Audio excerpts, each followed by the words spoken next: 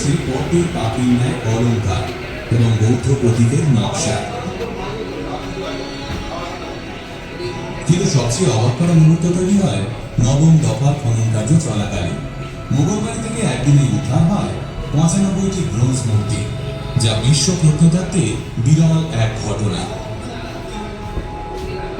১৭টি স্থাপত্য মূর্তির মধ্যে ১২টি মূর্তির পরিচয় নির্ধারণ করা গেছে, যেমন জাম্বুলি, যাকে অনেকটা হিন্দু দেবী সরস্বতীর মতো মনে হয়।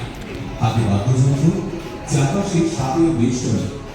আবার আছে পূর্ণা প্রতীক অবলোকিতেশ্বর, হাতে পদ্মফুল, আর কুবের প্রভৃতি বৌদ্ধ দেবদেবীর মূর্তি। এছাড়া এখানকার রাজকীয় নিদর্শনের মধ্যে আবিষ্কৃত হয়েছে রাজা সমাজের নামকীর্ণ মিশ্র ধাতুর মুদ্রা।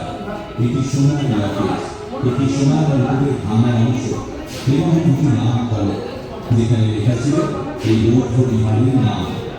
গবেষকদের কথা অনুযায়ী সে সময় এই মহাবিহারের নাম ছিল যোগবিহার এবং বিহারিকার নাম ছিল মুগলায়া বা মুগলারি।